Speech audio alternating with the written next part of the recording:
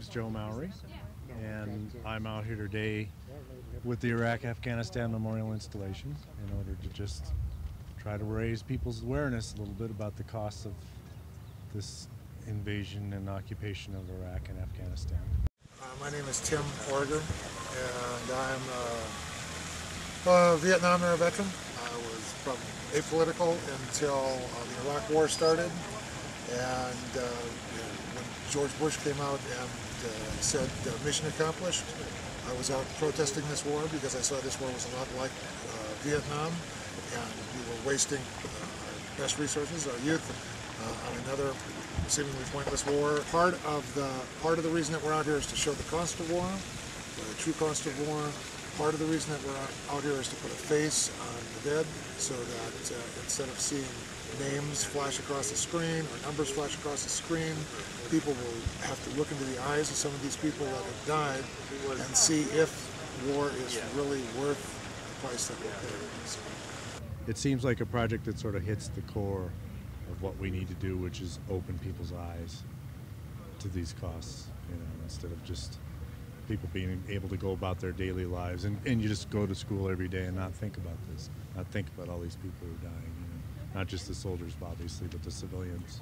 Yeah, the civilian casualties, those are the children that we murdered, man, and some of them are in pieces over there, and the photographs are taken by Iraqi soldiers, our own soldiers.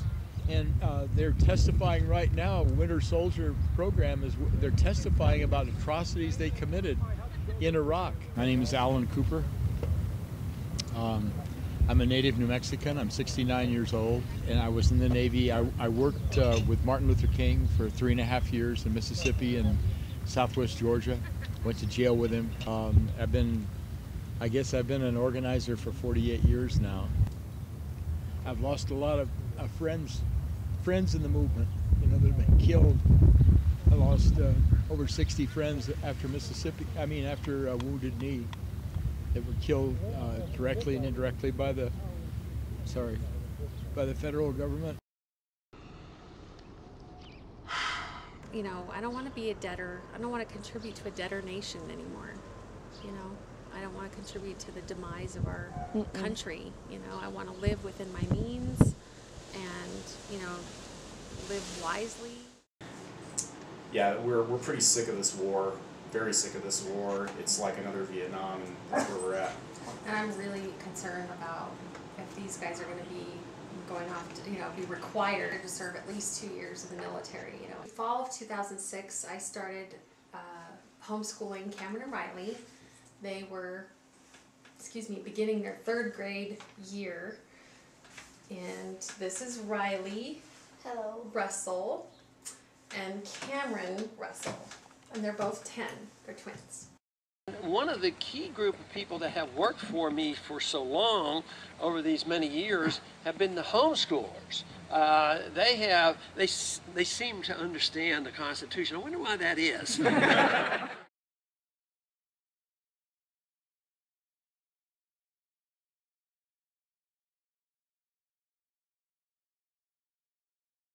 And I think the Department of Education is totally wreaking havoc on, just being a teacher. The amount of paperwork that was required was really, to fill out and turn in was really taking away from the interaction that was, the caring, nurturing kind of interactions, meaningful interactions that a teacher can have with students that help make their education more meaningful. And the time that they might need. I teach my 2 kids, and they take up a lot of my time. It's just overwhelming to think about the time that, that a whole classroom, 25, 30 kids. It's like, I think, public schools are like little jail cells. I think Ron Paul stands for, giving parents the option.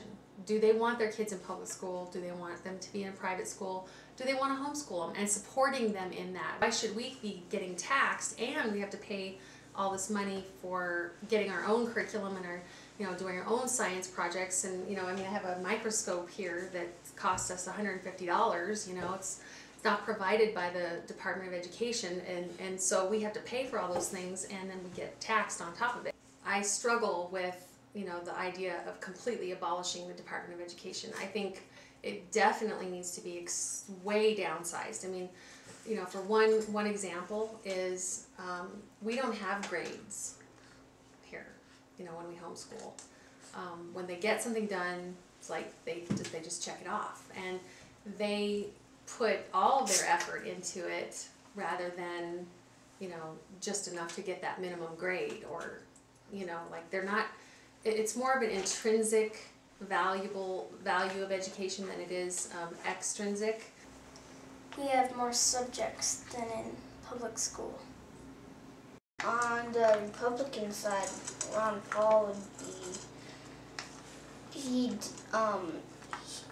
doesn't want any of our troops in any country, especially Iraq, and he doesn't want any, like, bases or anything in any countries, and he doesn't think it's right to just patrol other people's place when you should patrol your own place, when you're blowing up bridges over there and your bridges are falling down. I was first excited about Ron Paul, and then I started checking him out, and I found out that he has a pretty ugly history of racism against non-white people. As a civil libertarian like myself, see everybody as an important individual. It's not the color of their skin that is important, as Martin Luther King said. What is important is the character of the individual. I mean, this is it. Martin Luther King, Rosa Parks, Gandhi, they're the heroes of mine in practice of civil disobedience to try to get the burden of government off our back. I don't like his position on abortion. He's anti-abortion. You know, it's not a federal function to determine the penalties for a crime of abortion if it's illegal in a state. It's up to the state, it's up to the juries. And it should be up to discretion because it's not an easy issue to deal with. But the first thing we have to do is get the federal government out of it. We don't need a federal abortion police. That's the last thing that we need. Now, this is a bigger picture than just the Ron Paul presidential campaign. It's a necessity, the necessity of, you know, being active in our country's political system so that it doesn't go down the tubes. It's not about Ron Paul. It's about the Constitution movement. It's about, you know, getting our liberties back, getting our national sovereignty back, making sure we don't lose our guns. Okay, that's what you need to really emphasize. Yeah. Don't just say the Constitution, but come down to what they are. And because there are a lot of people who in their hearts don't want to see some of their rights taken away.